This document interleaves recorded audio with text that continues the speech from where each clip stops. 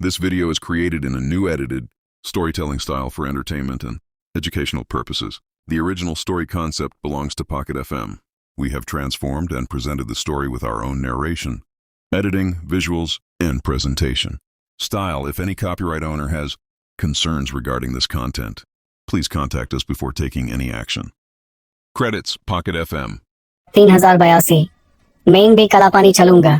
दरबार के शांत माहौल में विशुद्ध राज ने तिरछी निगाहों से युवान की तरफ देखा। एक तजुर्बेकार और चालाक इंसान होने की वजह से वो युवान की नजरों में छिपे शक को आसानी से भांप गए थे। तभी चेहरे पर एक हल्की मुस्कुराहट लाकर विशुद्ध राज ने अपनी बात साफ करने के लिए कहा, तुम्हें फिक्र करने की कोई जरूरत नहीं है राजकुमार युवान।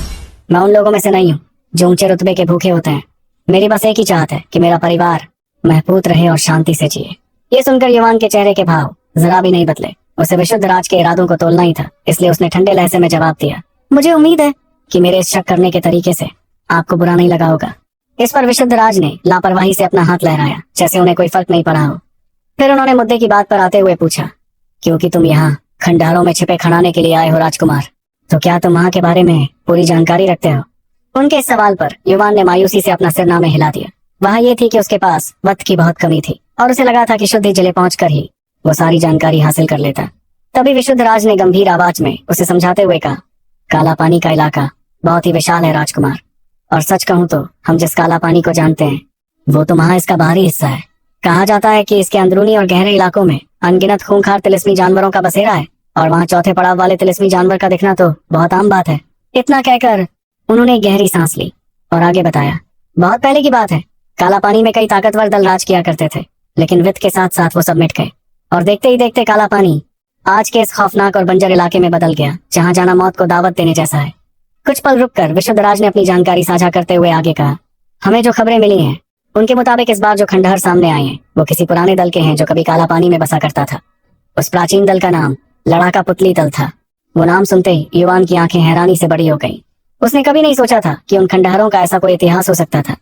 उसे इतना हैरान देखकर विशुद्ध राज के चेहरे पर गंभीरता छा गई और उन्होंने बात को आगे बढ़ाया, ऐसी अफवाहें हैं कि ये पुराना दल बेहद ताकतवर लड़ाका पुतले बनाने में माहिर था। इसका मतलब साफ है कि उन खंडहरों में कई तरह के खतरनाक लड़ाका पुतले मौजूद होंगे जो हमारी राह मुश्किल कर देंगे। लेकिन सबसे बड़ी मुसीबत तो वो दानवाकार अजगर वाला लड़ाका पुतला है, जिसके अंदर चौथे पड़ाव वाले तिलिस्मी अजगर की आत्मा धकती है। यकीन मानो उस दरिंदे का सामना करना किसी शक्तिधर योद्धा के लिए भी लोहे के चने चबाने जैसा होगा। जैसे ही ये बात युवान के कानों में पड़ी तो उसके चेहरे का रंग तुरंत बदल गया। उसने बीच में ही टोकते हुए घबराहट और खुशी के मिले जुले अंदाज में पूछा, क्या कहा आपने? चौथे पड़ाव के तिलिस्मी अजगर की आत्मा? इस पर विशुद्ध राज ने अपना सिर हाँ में हिला दिया। तभी युवान ने एक कड़वी हंसी के साथ अपने मन में आ भरते हुए कहा, मुझे अंदाजा नहीं था कि मुझे यहाँ इतनी जल्दी किसी चौथे पड़ाव के तिलिस्मी अजगर की आत्मा मिल जाएगी, लेकिन उस आत्मा को हासिल करने का मतलब है कि मुझे पहले उस शक्तिधर जितने ताकतवर लड़ाका पुतले को खत्म करना होगा। युवान जैसे लड़के के लिए ये काम आसमान से तारे तोड़ाने जितना नामुमकिन था। उसने परेशानी में अपना सिर पकड़ लिया और झल्लाते हुए खुद से कहा, ये तो बहुत भारी मुसीबत है। लगता है पहला हिस्सा सीखना किसी पहाड़ पर चढ़ने से कम नहीं होने वाला। इतने में विशुद्ध राज की आवाज थोड़ी भारी हो गई और उन्होंने उसे होशियार करते हुए कहा, और हाँ राजकुमार, उन खंडहरों के खतरे के अलावा कुछ और भी मुसीबतें हैं जिन्हें हम नजरअंदाज नहीं कर सकते। ये सुनकर युवान ने तुरंत सवाल किया, क्या आपका इशारा काला पानी के दलों की तरफ है? इस पर विशुद्ध राज की आंखों में एक खूंखार चमक दिखने लगी और उन्होंने गुस्से भरी आवाज में कहा, बाकी के दलों से हमें कोई खौफ नहीं है सिवाय एक के, और वही हमारा सबसे बड़ा और खतरनाक दुश्मन भी है। मैं बात कर रहा हूँ गरल राजा की। गरल राजा ने सालों तक काला पानी पर एक खूंखार तानाशाह की तरह राज किया है, और आज के वित्त में गरल दल वहां का सबसे ताकतवर दल है।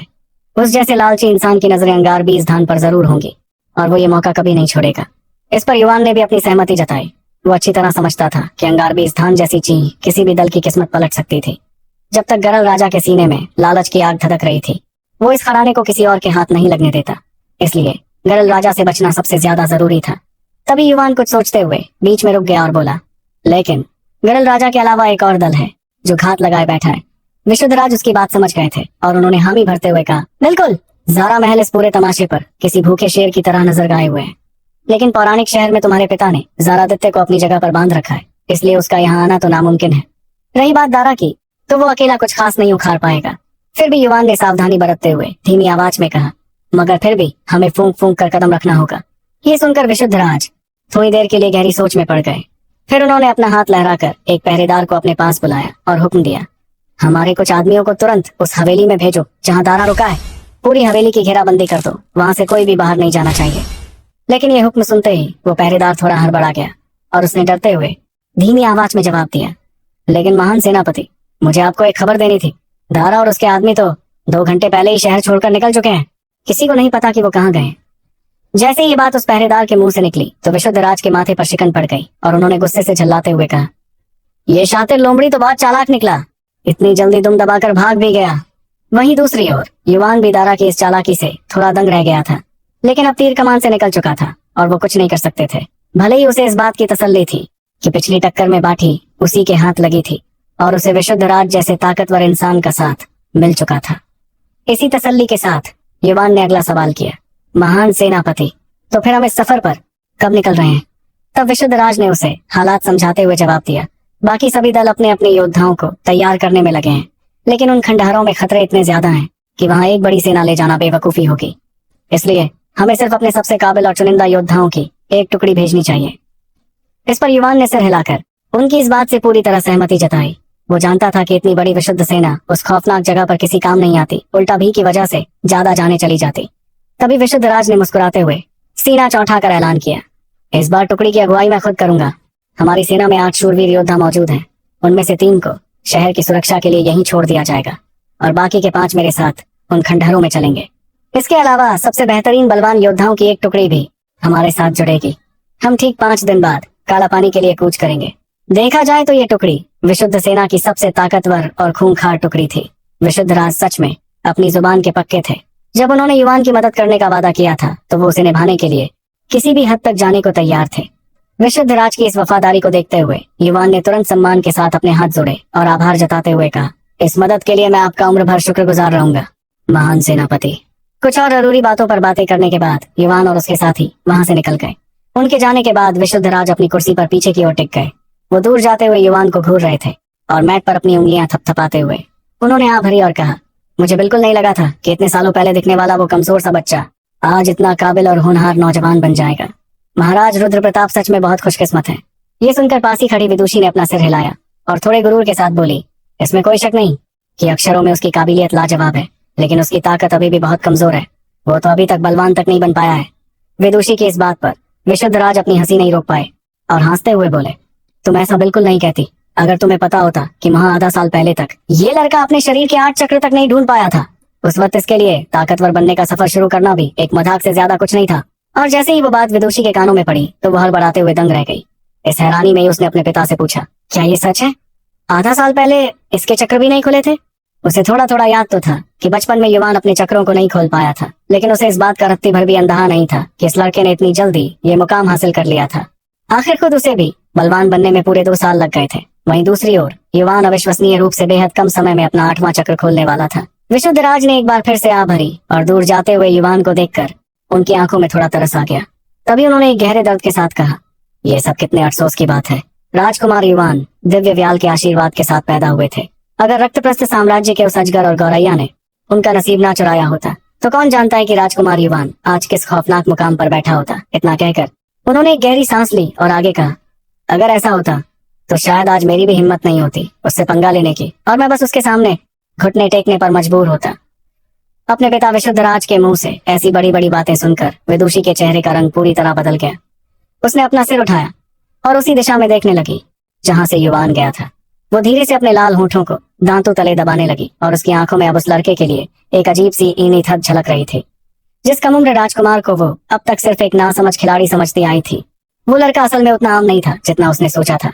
दूसरी तरफ शांत और सुनसान आंगन के बीचों बीच स्वरा एक चट्टान पर शांति से बैठी हुई थी। इस वक्त उसके शरीर के चारों ओर शक्तियां बह रही थीं, जो धागों की तरह आस पास से आकर सीधा उसके अंदर समाती जा रही थी। उसी बीच उसके शरीर के अंदर से बादलों के गरजने जैसी धीमी आवाज गूंजने लगी। तभी अचानक स्वरा ने अपनी पानी जैसी साफ आंखें खोली जिनमें एक लाल रंग की बिजली कड़कती हुई दिखाई दी। अगले ही पल उसने अपना हाथ आगे बढ़ाया और हवा में कुछ पकड़ने की कोशिश की। हाथ बंद करते ही उसके दाएं हाथ से लाल रंग की शक्तियां फूट कर निकलने लगी। ऐसा लग रहा था मानो उसके हाथ में बिजली नाच रही हो और भयंकर आग जल रही हो, जिससे एक बेहद खतरनाक और खूंखार एहसास चारों ओर फैल गया। फिर उसने अपना बायां हाथ आगे किया और उसमें से बर्फीली नीले रंग की शक्तियां बाहर आने लगी। इन शक्तियों में इतनी ज्यादा ठंडक थी कि ऐसा लगा मानो आस पास की हवा भी पूरी तरह से जम गई थी। अपने दोनों हाथों में अलग अलग शक्तियों का तूफान देखकर स्वरा की आंखों में खुशी की लहर दौड़ गई और उसके चेहरे पर एक अलग सी चमक आ गई। वो साफ महसूस कर सकती थी कि इन दोनों शक्तियों को काबू करने के बाद उसकी ताकत पहले से कई गुना ज्यादा बढ़ गई थी। स्वरा खुशी खुशी अपनी दोनों शक्तियों को निहार ही रही थी कि तभी अचानक सन्नाटे को चीरते हुए तालियों की आवाज गूंज उठी। उसने सिर उठाकर देखा तो युवान पास ही खड़ा था, जो चेहरे पर एक बड़ी सी मुस्कुराहट लिए ताली बजा रहा था। ये देखकर स्वरा ने हल्की सी मुस्कुराहट के साथ कहा, युवान तुम कब आए? तब युवान ने मजाकिया अंदाज में उसे छेड़ते हुए कहा, अभी अभी आया। वैसे बहुत बहुत बधाई हो स्वरा, अब जबकि तुमने इन खतरनाक तकनीकों में महारत हासिल कर ली है तो पूरी दुनिया पर कब्जा करना तुम्हारे लिए बस चुटकियों का खेल है। उसकी ये बात सुनकर स्वरा ने थोड़े नखरे दिखाते हुए अपनी आंखें घुमाई और फिर अपना हाथ उठाते हुए उसे चुनौती भरे अंदाज में कहा, तो क्या तुम मेरी इस नई ताकत का मजा चखना चाहते हो? ये सुनते ही युवान के चेहरे की मुस्कुराहट फीकी पड़ गई और वो थोड़ा हड़बड़ा गया। वो अच्छी तरह जानता था कि दोनों तरह की शक्तियों को काबू करने के बाद स्वरा की ताकत में जबरदस्त इजाफा हुआ था। भले ही वो अभी भी एक बलवान ही थी, लेकिन असली लड़ाई में एक महारथी बलवान योद्धा भी उसके सामने पसीना छोड़ देते। युवान को पूरा यकीन था कि अब वो शायद स्वरा का मुकाबला नहीं कर सकता था। उसे इस वक्त स्वरा की बराबरी करने के लिए खुद को बलवान बनाना ही पड़ता और साथ ही अक्षरों की शक्तियों का भी सहारा लेना पड़ता। इस बारे में सोचते हुए युवान ने बेबसी में एक गहरी आह भरी और खुद से कहा, आदि जीव शास्त्र सच में बहुत मुश्किल है, लेकिन गनीमत ये थी कि उसकी लगातार मेहनत की वजह से उसका 8वां चक्र अब काफी ढीला पड़ने लगा था। वो दिन दूर नहीं था जब वो पूरी तरह से खुल जाता। अपनी इन मायूसियों को किनारे रखते हुए युवान ने चेहरे पर मुस्कुराहट लिए स्वरा से कहा, चलो चलें, आज हमें काला पानी के लिए निकलना है। उसकी बात पर स्वरा ने हामी भरते हुए अपना सिर हिलाया और फिर थोड़ा तैयार होकर वो युवान के पीछे पीछे घर से बाहर निकल आई। वहीं बाहर विशुद्ध राज पहले से ही उनका इंतजार कर रहे थे। उनके बगल में एक बेहद खूबसूरत लड़की खड़ी थी जिसने लाल रंग का कवच पहना हुआ था। वो कोई और नहीं बल्कि विदुषी थी। विशुद्ध राज और विदुषी के पीछे 5 लोग और खड़े थे। उनके शरीर से खतरनाक शक्तियां निकल रही थीं, जो इस बात का सबूत थी कि वो सभी शूरवीर योद्धा थे। उनके थोड़ा और पीछे 12 बेहद काबिल योद्धाओं की एक टुकड़ी खड़ी थी और उनमें से हर एक योद्धा बलवान था। ये पूरी टुकड़ी शायद शुद्ध जिले की सबसे ताकतवर फौज थी। वहीं विशुद्ध राज की टुकड़ी के पास पौराणिक दल के शाही रक्षक भी मौजूद थे। सेनापति लतावर की अगुवाई वाली इस टुकड़ी में 3 शूरवीर योद्धा और 12 बलवान योद्धा शामिल थे। इन दोनों टुकड़ियों का एक साथ खड़ा होना सच में किसी बड़े युद्ध की तैयारी जैसा लग रहा था। युवान को बाहर आते देखकर विशुद्ध राज ने चेहरे पर मुस्कुराहट लिए उससे पूछा, क्या तुम तैयार हो राजकुमार युवान? उनके इस सवाल पर युवान ने अपना सिर हिलाकर हामी भरी। विशुद्ध राज एक बेहद तेज और फैसले लेने वाले इंसान थे, इसलिए उन्होंने अपना हाथ लहराते हुए अपनी भारी आवाज में हुक्म दिया, तो फिर चलो हम अभी निकलते हैं। उनके चिल्लाते ही दोनों टुकड़ियों ने आगे बढ़ना शुरू किया। वो सभी शहर से ऐसे बाहर निकले मानो पानी का कोई सैलाब आ गया हो और वो तेज रफ्तार से काला पानी की तरफ बढ़ने लगे। क्या होगा जब काला पानी के लिए रवाना होंगे युवान और बाकी लोग? जिस वक्त युवान और बाकी लोग काला पानी के लिए रवाना हुए थे, उस वक्त काला पानी के गरल दल में दरबार का माहौल कुछ अलग ही दिखाई दे रहा था। दरबार के मेहमानों वाले कमरे में एक जाना पहचाना शख्स बैठा हुआ था। ये दारा था जो कुछ वक्त पहले ही शुद्धि जिले से बचकर भागा था। कमरे के सन्नाटे को चीरते हुए एक फटी हुई भारी आवाज गूंजी, अच्छा तो ज़ारा महल मेरे साथ हाथ मिलाना चाहता है? अगर कोई मुड़कर देखता तो उसे काले कपड़े पहने एक अधेड़ उम्र का आदमी दिखाई देता, जिसके चेहरे पर एक चालाक सी मुस्कुराहट थी। उसकी नाक पहनी थी और चेहरे पर काले धब्बे थे। उसके आसपास काले रंग की शक्तियां मंडरा रही थी, जिससे एक अजीब सी बदबू पूरे कमरे में फैल रही थी। ये काले कपड़े वाला आदमी कोई और नहीं बल्कि गरल दल का खूंखार बादशाह गरल राजा था। उस खूंखार गरल राजा का सामना करते हुए दारा के माथे पर डर के मारे पसीना आ गया, लेकिन फिर भी उसने खुद को संभालते हुए अपने दोनों हाथ जोड़कर कहा, काला पानी में इस बार जो खंडहर मिले हैं उनके लिए पौराणिक दल के राजशाही खानदान और विशुद्ध राज ने पहले ही हाथ मिला लिया है। भले ही गरल दल को काला पानी का सरगना माना जाता है, लेकिन जैसा कि कहावत है, एक अकेला जानवर शिकारियों के पूरे झुंड को नहीं संभाल सकता। वैसे ही अगर आप ज़ारा महल के साथ काम करते हैं तो हम मिलकर उन्हें बहुत भारी नुकसान पहुंचा सकते हैं। ये सुनकर गरल राजा ने एक भयानक हंसी के साथ दारा को घूरते हुए कहा, मैं उस विशुद्ध राज से नहीं डरता। और वैसे भी क्या तुम्हें सच में लगता है कि मुझे पता नहीं है कि रुद्र प्रताप यहाँ नहीं आया है? उस जैसे शक्तिधर योद्धा के बिना विशुद्ध राज मेरा बाल भी बांका नहीं कर सकता। इतना कहकर उसने अपनी बात आगे बढ़ाई और गुरूर भरे अंदाज में कहा, इसीलिए मुझे लगता है कि तुम यहाँ मेरी ताकत का इस्तेमाल करके उस विशुद्ध राज से अपनी दुश्मनी निकालने आए हो। अगर ऐसा है तो मुझे अपनी वफादारी का सबूत दो, वरना। गरल राजा के चारों ओर तेजी से बढ़ती काली शक्तियों को देखकर दारा डर के मारे कुछ पल के लिए सुन्न पड़ गया। फिर उसने हड़बड़ाते हुए अपनी आवाज नीची करके कहा, गरल राजा, आप तो जानते ही हैं कि विशुद्ध राज आपको अपनी आंखों में खटकने वाले एक कांटे की तरह देखता है और वो हर वक्त आपको जड़ से मिटाने की फिराक में रहता है। मुझे यकीन है कि आप भी अपने सिर पर मंडराने वाले इस बड़े खतरे को हमेशा के लिए खत्म करना चाहते हैं। क्या मैं सही कह रहा हूँ? ये सुनकर गरल राजा की आंखें थोड़ी सिकुड़ गई। विशुद्ध राज ने खुद को शुद्ध जिले में तैनात कर रखा था और वो गरल दल की हर एक हरकत पर पैनी नजर रखता था। जैसे ही वो कोई कदम उठाते विशुद्ध राज तुरंत उन्हें रोक देता, जिसकी वजह से पिछले कुछ सालों में गरल राजा को बहुत सारी मुसीबतों का सामना करना पड़ा था। इसलिए गरल राजा भी विशुद्ध राज को अपने लिए एक बहुत बड़ा खतरा मानता था। तभी दारा ने मौके का फायदा उठाते हुए अपनी बात आगे रखी। अगर आप हमारी मदद करते हैं और ज़ारा महल को अंगारबीज धान हासिल करने देते हैं, तो जब हम उस राजशाही समर्थ खानदान को उखाड़ फेंकेंगे, तब शुद्धि जिला पूरी तरह से आपका हो जाएगा। उसकी बात सुनते ही गरल राजा ने अपनी भौहें चढ़ाते हुए सवाल किया, अच्छा, तुम्हें इतना पक्का यकीन कैसे है कि तुम समर्थ खानदान को उखाड़ फेंकोगे? इस पर दारा ने एक अजीब सी हंसी के साथ जवाब दिया, हमारे ज़ारा महल के पीछे रक्तप्रस्थ साम्राज्य की ताकत है। क्या गरल राजा को लगता है कि अपनी आखिरी सांसें गिन रहा ये समर्थ खानदान रक्तप्रस्थ साम्राज्य के सामने टिक पाएगा?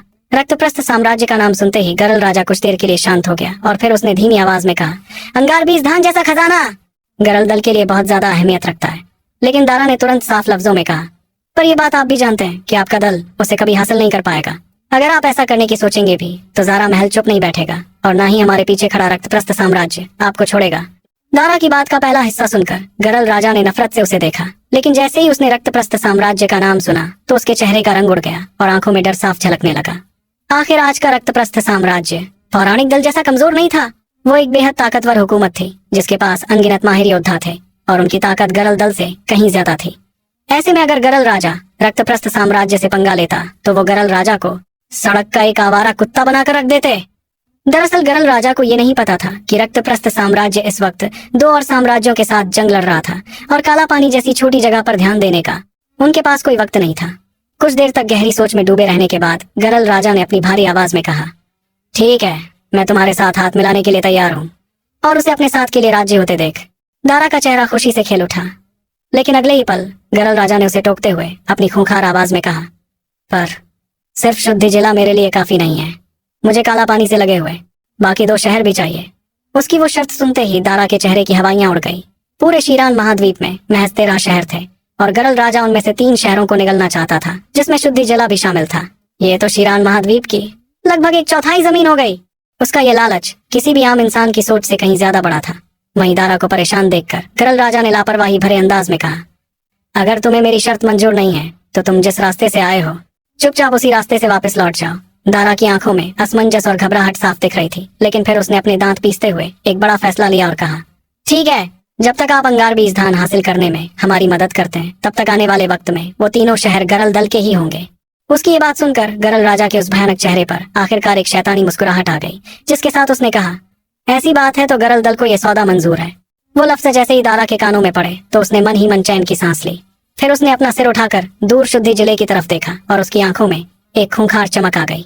उसके बाद वो मन ही मन जहरीली मुस्कान के साथ बड़बड़ाने लगा, ईवान, सिर्फ विशुद्ध राज को अपने साथ मिला लेने से इतनी ज्यादा खुशी मत मना लेना। इन खंडारों की इस जंग में असली सिकंदर कौन होगा, ये फैसला तो अभी होना बाकी है। देखा जाए तो काला पानी एक ऐसी जगह थी जहाँ हर कदम पर मौत का खतरा मंडराता रहता था, लेकिन साथ ही साथ ये वही जगह थी जो अनगिनत मौकों से भरी हुई थी। एक वक्त था जब काला पानी के अंदर बहुत सी ताकतवर टोलियां हुआ करती थीं। वो टोलियां इतनी ज्यादा मजबूत थीं कि आज के वक्त में काला पानी के आस पास मौजूद कोई भी साम्राज्य उनके सामने कुछ नहीं था। लेकिन फिर किसी अनजान वजह से वो सारी टोलियां एक के बाद एक करके गायब हो गईं। उनके जाने के बाद अनगिनत तिलिस्मी जानवरों ने काला पानी में घुसपैठ कर ली और उसे पूरी तरह से तिलिस्मी जानवरों के एक खूंखार गढ़ में बदल दिया। भले ही वो पुरानी टोलियां गायब हो गई थीं, लेकिन जाते जाते वो अपने पीछे कुछ ऐसे अनमोल खजाने छोड़ गई थीं जिन्हें हासिल करने के लिए आज अनगिनत योद्धा पागलों की तरह यहाँ खींचे चले आते थे।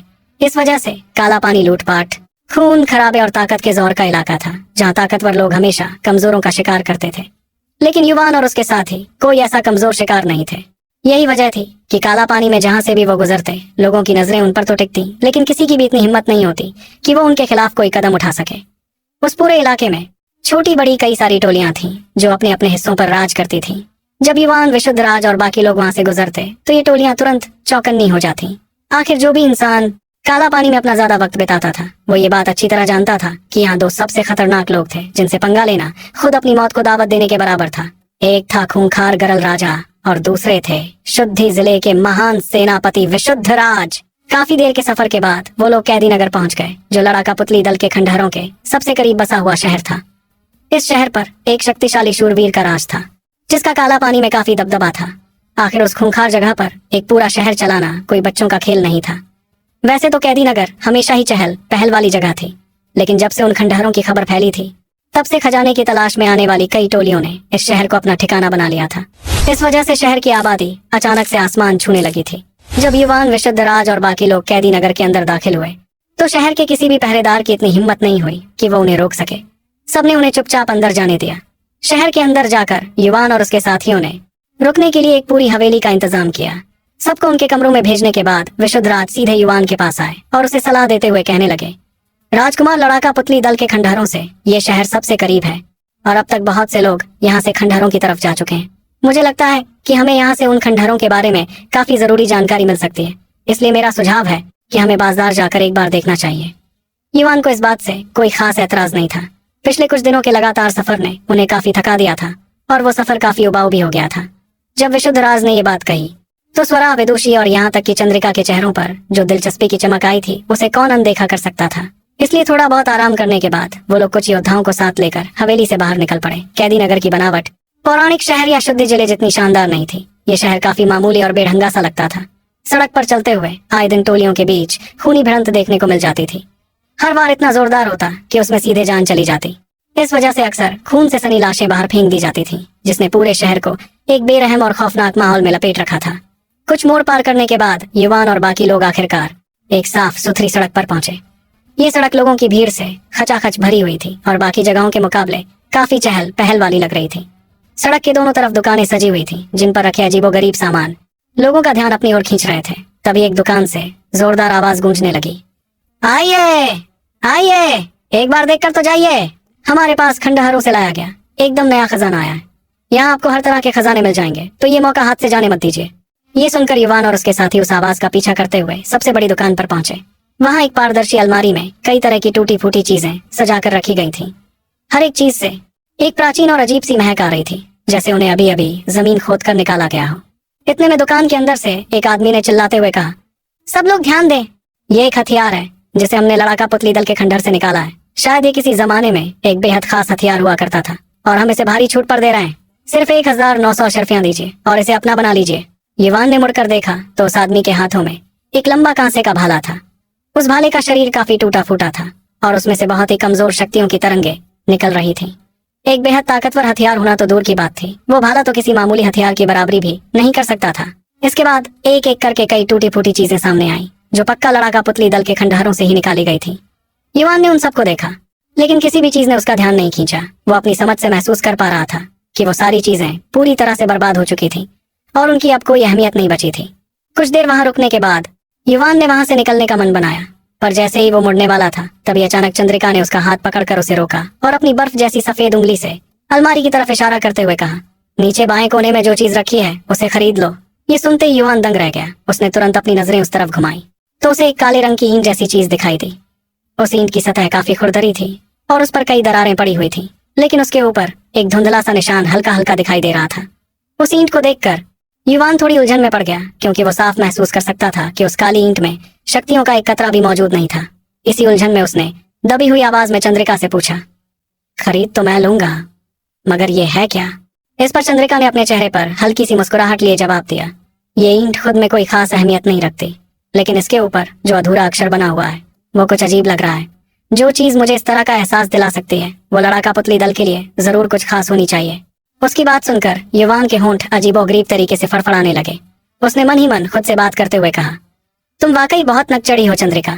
मेरा तो तुम्हारी बात काटने का इतना मन है, मगर अफसोस कि मुझ में ऐसा करने की हिम्मत ही नहीं है। फिर अपना सिर हिलाते हुए युवान ने आगे कोई सवाल जवाब नहीं किया। उसने सीधे उस ईंट की तरफ इशारा करते हुए दुकानदार से कड़क आवाज में पूछा, इसकी कीमत क्या है? उसका सवाल सुनते ही बेचने वाले के होंठ किसी बंदर की तरह से कुड़ गए। उसे देखकर ही लग रहा था कि वो एक बहुत ही शातिर आदमी था। वैसे तो उसे भी उस काली ईंट की असलियत नहीं पता थी, लेकिन जब उसने युवान को उसकी कीमत पूछते हुए देखा तो उसकी आंखों में लालच चमक उठा और वो एक मोटी रकम ऐंठने के इरादे से अपना मुंह खोलने ही वाला था। तभी युवान ने लापरवाही भरे अंदाज में उसे टोकते हुए कहा, मुझे लूटना इतना आसान नहीं है। क्या तुम पक्का दावा कर सकते हो कि मेरे पीछे खड़े लोग इसे हजम कर पाएंगे? तभी उस आदमी का मुंह तुरंत बंद हो गया। उसने देखा कि विशुद्ध राज अपनी बेरहम आंखों से उसे ही घूर रहे थे। एक शक्तिधर के भारी दबाव को महसूस करते हुए उस आदमी को समझ आ गया कि सामने खड़े इन लोगों से पंगा लेना उसे बहुत भारी पड़ सकता था। डर के मारे उसने हड़बड़ाते हुए जवाब दिया, हाँ हाँ, जिसने इसे यहाँ बिकने के लिए रखा है उसने इसके बदले में सिर्फ 2000 अशरफियों की मांग की है। इस पर युवान ने अपना सिर हिलाया। वो बिना किसी बात के अपना वक्त जाया नहीं करना चाहता था, इसलिए उसने हामी भरते हुए कहा, ठीक है, मैं इसे 2000 अशरफियों में खरीदता हूँ। उसके इतना कहते ही लतावर ने अपना हाथ आगे बढ़ाया और अपनी जेब से अशरफियां निकालकर उस दुकानदार को देने की तैयारी करने लगा। लेकिन तभी पीछे से एक हंसती हुई आवाज गूंजी, जरा रुक जाओ, मैं इस ईंट के लिए 3000 अशरफियां देने को तैयार हूँ। वो आवाज सुनते ही युवान की आंखें सिकुड़ गईं। उसने धीरे से अपना सिर पीछे घुमाया तो देखा कि लोगों की भीड़ कुछ अजनबियों को रास्ता देने के लिए किनारे हट रही थी। उस गुट में सबसे आगे चलते हुए चेहरे को देखकर युवान तुरंत उसे पहचान गया और उसने खुद से बुदबुदाते हुए कहा, तो दारा भी यहाँ आ ही गया। कौन सी चाल चलने आया है दारा यहाँ? और क्या उसका और गरल राजा का साथ हो जाना युवान और उसके साथियों के लिए खड़ी कर देगा मुश्किलें? दुकान में आए शख्स को अपने सामने देखते ही युवान की आंखों में एक खूंखार चमक आ गई। उसने नहीं सोचा था कि दारा इस काला पानी के इलाके में छुपकर बैठा होगा। वहीं दूसरी ओर दारा ने एक शैतानी मुस्कान के साथ युवान की तरफ देखा। फिर उसने उस काले ईंट की तरफ इशारा किया और बड़े आराम से कहा, मैं इसके लिए 3000 अशरफियां देने के लिए तैयार हूँ। दारा के अचानक आ जाने से वहां का माहौल काफी ज्यादा तनाव से भर गया। वहीं युवान के पीछे खड़े लतावर और बाकी लोगों के शरीरों से भारी मात्रा में शक्तियां बाहर निकलने लगी। उनकी बात जैसी पैनी नजरें अब पूरी तरह से दारा पर ही टिकी हुई थी। ये देखकर विशुद्ध राज ने थोड़ा परेशान होकर दारा को घूरा और धीमी आवाज में उससे कहा, दारा, मुझे नहीं लगता कि इस छोटे से मामले में ज़ारा महल को दखलंदाजी करने की कोई जरूरत है। तुम्हारे लिए यही बेहतर होगा कि तुम यहाँ से उल्टे पांव लौट जाओ। इस पर दारा ने मजाक उठाते हुए हंसकर जवाब दिया, हा हा हा, मुझे डर है महान सेनापति विशुद्धराज कि आपका सिर्फ एक जुमला ज़ारा महल को पीछे हटने पर मजबूर नहीं कर सकता। पहले दारा विशुद्धराज के सामने बड़ी इज्जत से पेश आता था क्योंकि ज़ारा महल उस महान सेनापति को अपने साथ लाना चाहता था। लेकिन अब जब विशुद्धराज ने युवान की मदद करने का फैसला कर ही लिया था तो जाहिर सी बात थी कि दारा अब उनकी कोई इज्जत नहीं करने वाला था। वहीं उसकी बात सुनकर विशुद्धराज के चेहरे पर हैरानी और गुस्सा दिखने लगा, जिसके साथ उन्होंने कहा, अच्छा तो ऐसी बात है, इतने वक्त से तुम सिर्फ अपने फायदे के लिए मेरी इज्जत करते थे, आज सच सबके सामने आ गया। और अगले ही पल उनके शरीर से एक खौफनाक दबाव निकलकर सीधे दारा की तरफ बढ़ने लगा। बूम! एक शक्तिधर योद्धा का दबाव महसूस करते ही दारा का शरीर अचानक से सुन्न पड़ गया। तभी अचानक विशुद्धराज के दबाव के फैलते ही एक भारी और कर्कश आवाज सुनाई दी, है विशुद्धराज, इतने साल बीत जाने के बाद भी तुम आज भी उतनी ही जल्दी छी जाते हो। आवाज के साथ ही काले लबादे में लिपटा एक आदमी धीरे धीरे दारा के पीछे से बाहर निकल कर आया। उसके आते ही उसके शरीर से काले रंग की शक्तियां निकलने लगी, जिसने विशुद्धराज के खौफनाक दबाव को पूरी तरह से रोक दिया। उस काले लबादे वाले आदमी को देखते ही आस पास खड़े लोगों के बीच खौफ की लहर दौड़ गई। इस दौरान उस अधेड़ उम्र के आदमी को देखकर विशुद्धराज कुछ पल के लिए तो दंग रह गए, लेकिन तुरंत ही उनके चेहरे पर एक खौफनाक गुस्सा छा गया, जिसके साथ उन्होंने कहा, गरल राजा! अगले ही पल उनके शरीर से जानलेवा इरादे के साथ बेइंतहा शक्तियां बाहर फूट पड़ी, जिससे आस पास की शक्तियां भी बेकाबू होकर टकराने लगी। उनके इस गुस्से को देखकर गरल राजा ने एक शैतानी हंसी हंसते हुए कहा, हा हा हा, क्या हुआ विशुद्धराज? क्या तुम्हारा इरादा यहीं पर मुझसे एक और बार लड़ने का है? क्या तुम उस दर्द को भूल गए जो मैंने तुम्हें उस वक्त दिया था? ये कहते हुए उसके शरीर के चारों ओर मौजूद काली शक्तियां तेजी से घूमने लगीं, जिससे एक सशांत भरी बदबू हर तरफ फैल गई। उन दोनों की नजरें एक दूसरे से टकरा रही थीं और दोनों की ही आंखों में नफरत और जान से मार देने की आग धधक रही थी। इस दौरान जब दोनों योद्धाओं की शक्तियां और भी ज्यादा खतरनाक होने लगी थीं, तो दूर से एक आदमी उठाते हुए आया और उनके पास आकर जमीन पर उतर गया। वहां आते ही उसने अपनी तेज आवाज में दोनों को रोकते हुए कहा, महान योद्धाओं, मेरा ये छोटा सा शहर आप दोनों के बीच की लड़ाई का कहर नहीं झेल पाएगा। वैसे भी लड़ाका पुतली दल के खंडहर बिल्कुल हमारे सामने है। ये जगह आप दोनों के लड़ने के लिए बिल्कुल सही नहीं है, वरना बाकी लोग इस लड़ाई का फायदा उठा लेंगे। ये आदमी कोई और नहीं बल्कि कैदी नगर का राजा था, जिसकी ताकत शक्तिधर योद्धा से थोड़ी कम थी।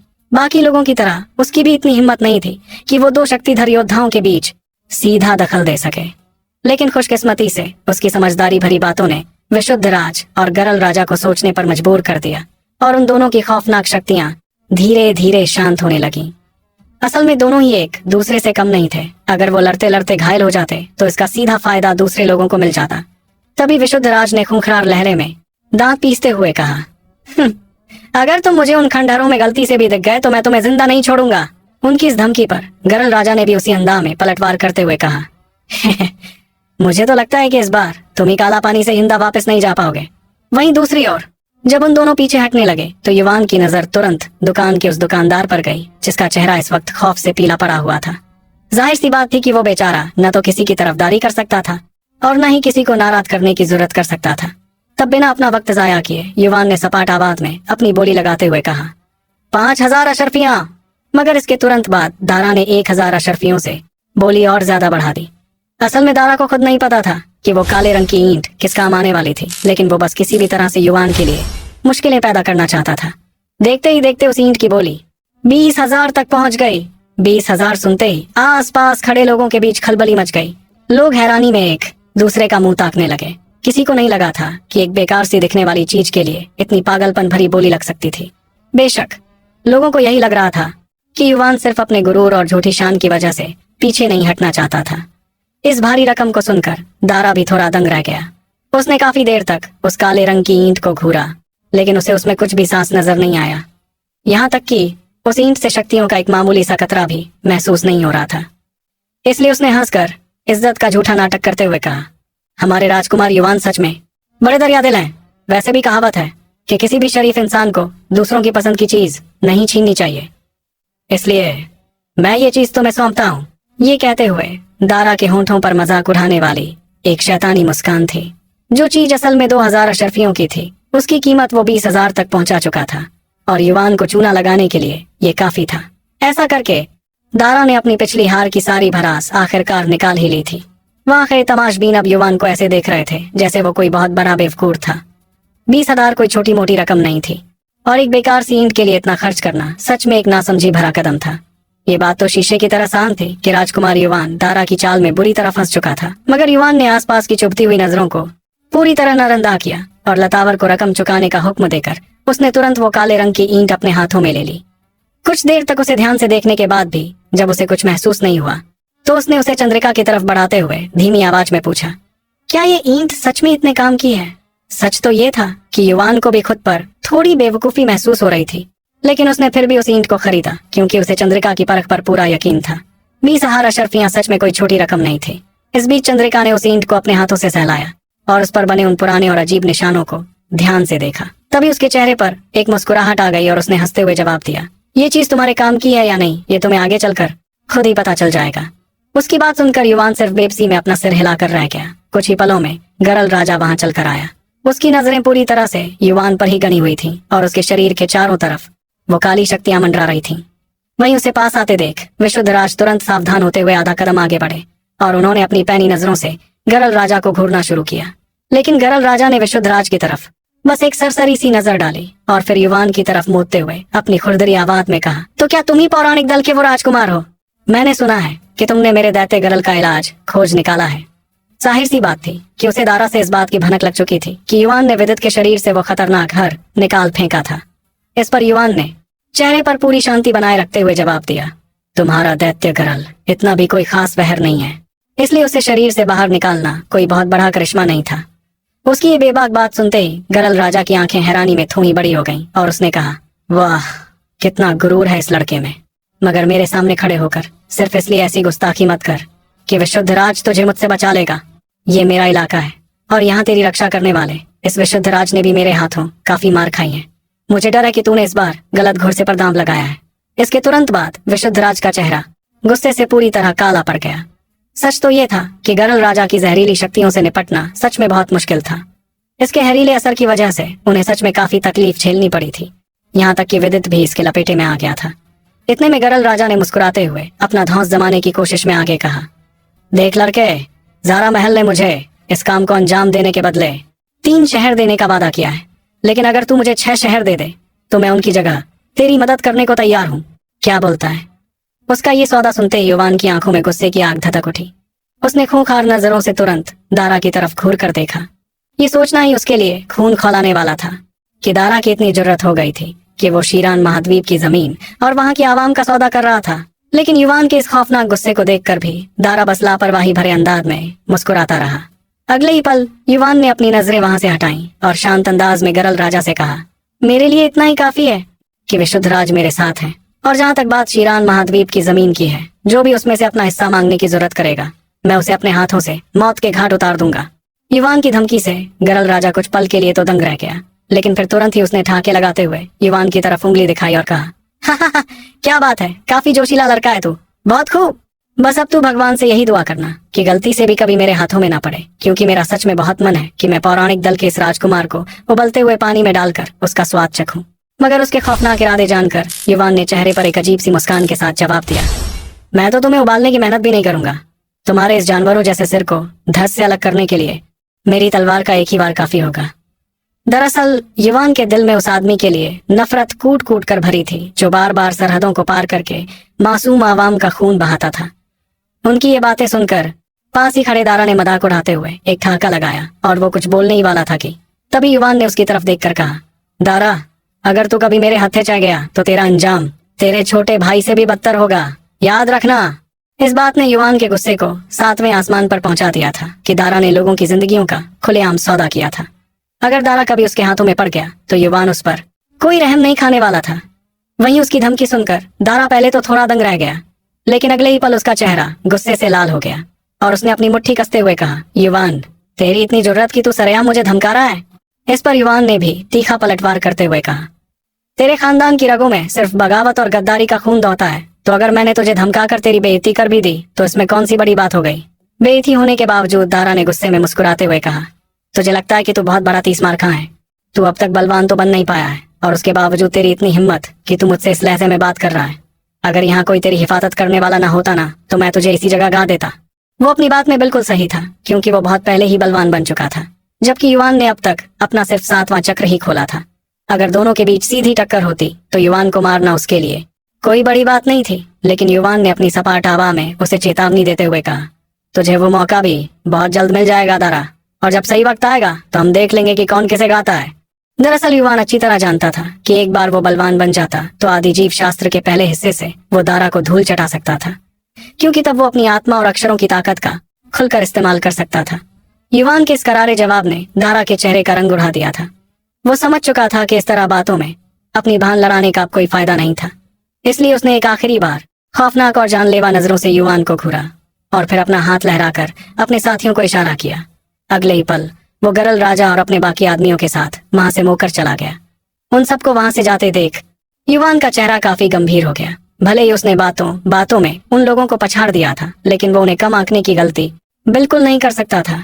तभी उसने गहरी सोच में पड़ते हुए खुद से कहा, हमारा सबसे बड़ा और खतरनाक दुश्मन गरल राजा है। यहाँ तक कि एक सीधी लड़ाई में महान सेनापति का पल्ला भी उस पर भारी नहीं पड़ेगा।